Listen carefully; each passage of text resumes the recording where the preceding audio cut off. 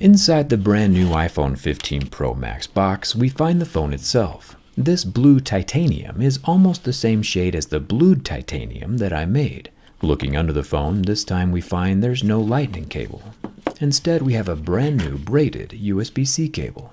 I imagine the world will soon follow Apple's lead on this one, and we'll start seeing this port everywhere. Probably the closest thing we'll ever see to world peace. And honestly, the phone does feel good. About the same as any other rectangular phone, but the brushed titanium and the etched back glass do feel super cool. But the imitation blue shade is just ever so much off from the actual shade of blued titanium that I think it would bother me long term. Apple said again that this screen glass is the strongest glass ever on a smartphone. They call it ceramic shield, and I agree, it is a pretty solid slab of glass. We normally see plastic screens scratch at a level 2 or 3, glass at 5 or 6, and sapphire would be an 8 or 9. This dual ion exchange ceramic shield does still scratch at a level 6, with deeper grooves at a level 7, but level 6 does appear to be quite a bit more faint than usual. And I do think Apple is onto something with this proprietary glass. The front selfie camera is tucked into the dynamic island and is protected by that same slab of glass. The earpiece is a razor-thin slit between the glass and the frame. No speaker grills to fall out or get dirty. Making our way over to the titanium sides, Apple's using something called a PVD coating, a physical vapor deposition. It's a pretty wild method of applying an ultra-thin protective layer over the titanium. I don't know enough about PVD to talk about it in depth, but you know, it is scratchable. Exactly like the anodized aluminum. Everything except for this 5G antenna slot. For some reason this oval is just not scratching. I think they should make a whole phone out of whatever this stuff is.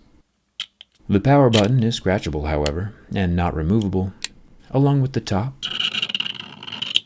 and entire left side. It took Apple 14 hours to apply this finish, and my jerry-rig knife 14 seconds to unapply the finish. The new action button is scratchable, and our USB-C port down near the bottom is an actual USB 3 with 10 gigabit transfer speeds. The regular iPhone 15 is just USB 2, and if you don't know what that means, you'll be just fine with either. The matte back glass, which every phone should have, does not scratch. The Apple logo in the center is the only thing that's smooth. One thing that Apple did change up quite a bit this year is with the cameras. We still get that gradual gradient built into the tinted glass that rises up to the camera plateau, and some of these camera upgrades we won't be able to see until the teardown. But Apple says these 3 lenses that we can see are actually 7. Gotta LOL a bit at that absolute stretch. Here at the bottom we have a 48 megapixel main camera, which apparently has a nanoscale coating on the lens to reduce glare. The coating luckily does not scratch off or fracture. The coolest camera is definitely the middle one, a 12 megapixel 5x tetra prism telephoto lens that redirects and reflects light 4 times before hitting a 3D sensor shift OIS stabilizer. If there's one reason to take apart the iPhone 15 Pro Max, it's to see what in the world that looks like from the inside. Then up top we have a 12 megapixel ultrawide. Apparently, these 2 cameras on the edge can work together like 2 eyeballs to generate spatial video, which I don't want to be the guy to beat a dead horse, but that was something Android did 12 years ago with the HTC Evo 3D. Probably before some of you kidlets with iPhones were even born. Gotta honor your ancestors. Apple said during their event that the back glass panel is easily removable to facilitate repairability, which is a huge commendable move. And then in the same sentence, Apple said that the internal structure of the iPhone 15 Pro Max is made from 100% recycled aluminum, which immediately tells us 2 things. 1, it's nice to see that there's more than just the iPhone design that gets recycled every year.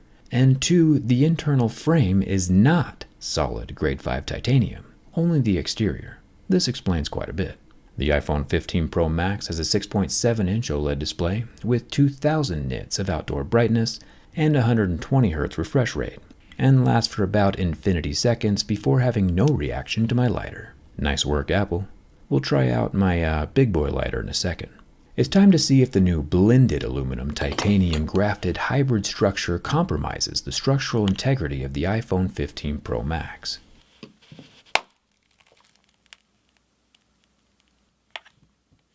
Yeah, I'm gonna be honest, I did not see that one coming. You've been watching me durability test smartphones for about 11 years now, and most phones do not break. iPhones especially do not break, like ever. And that snap was abnormally quick. Kinda stunned. I'm not sure if it's because the grade 5 titanium frame has nearly 3 times more tensile strength than aluminum, or half the elasticity, but the glass did not like being pressed or flexed by my thumb. That's crazy. On the first bend, too. Internally, the phone itself is doing fine, of course. There's no cracking or shattering of the frame, but the back glass is definitely obliterated. Good thing Apple made the glass modular, so it only cost $200 to replace instead of $500, but still, if I was a person who just purchased a $1,200 titanium iPhone 15 Pro Max, I would be extremely nervous right now. Anyway, I did not plan on that happening, but you gotta admit, the crack looks pretty cool. The Apple iPhone 15 Pro Max does not survive my durability test, which means it's time for the big boy lighter. The PVD coating is already an imitation blue, which would make any actual bluing of the titanium frame very difficult to see. But if we sand it down and expose some bare titanium, we might be able to see if Apple's grade 5 reacts the same way as my grade 5. That's some pretty good looking brushed titanium. Still not sure why it takes Apple 14 hours. I'm using a MAP gas torch, which I think, along with burning my desk, is actually lighting some of the titanium dust on fire. You can see the sparks glow white as they sputter away from the phone.